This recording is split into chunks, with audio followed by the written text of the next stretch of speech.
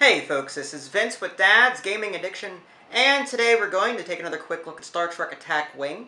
Today we'll be looking at the I.K.S. Negh'Var. Hopefully I pronounced that correctly, I don't speak Klingon. But this Negh'Var is a beast. It was featured, I believe, at least mostly in Deep Space Nine.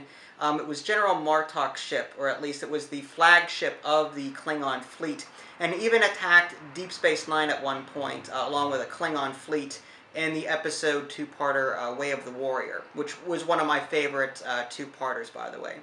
But anyway, this was also featured, I think, in... my memory wants to go back to Starfleet Academy. It was a PC game from way back in the day. There was live-action scenes, the whole bit. William Shatner,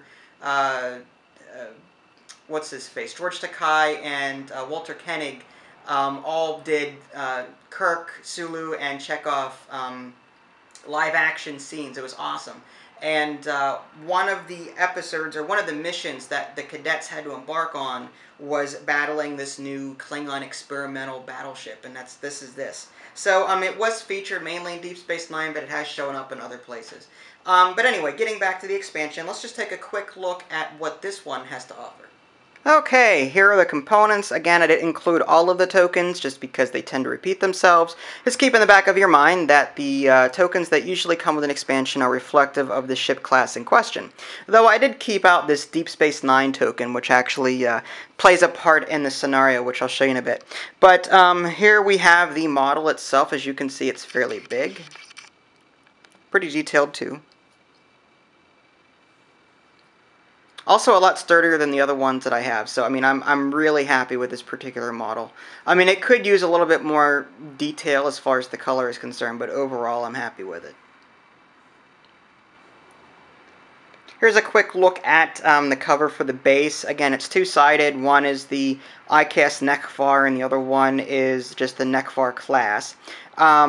Just a forward firing arc, as you can see, nothing fancy.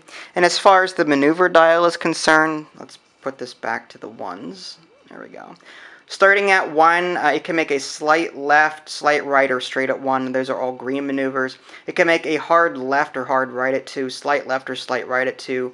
Those are all white maneuvers, and then going straight at 2 is a green maneuver. It can make a hard bank or hard left or right at 3. That is a red maneuver. Slight left or slight right at 3 or going straight at 3 are white maneuvers. It can also make a come about, which is pretty common for the Klingons, it seems. It can make a come about at 3, that is a stressful maneuver, and it can go straight at 4.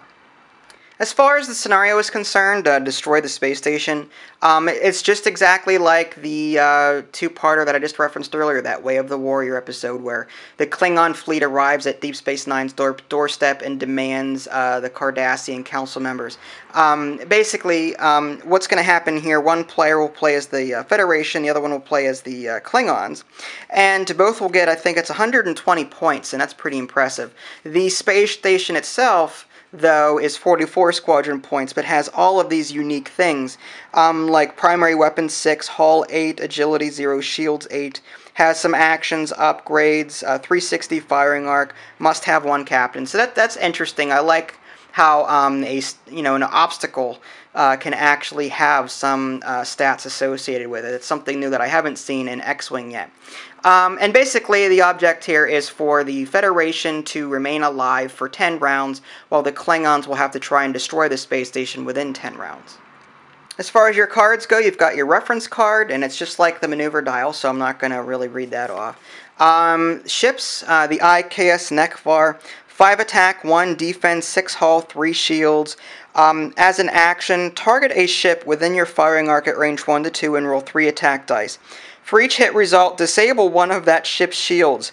If possible, you may play Klingon boarding party as a free action this turn. This is definitely a powerful action.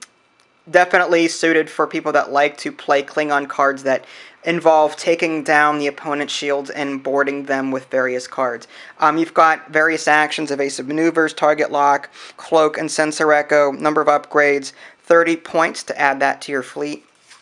And then you've got your standard Klingon Negh'Var class ship. Same stats except 1 less shield and no special ability and looks like less upgrades and that costs 28 as opposed to 30 points.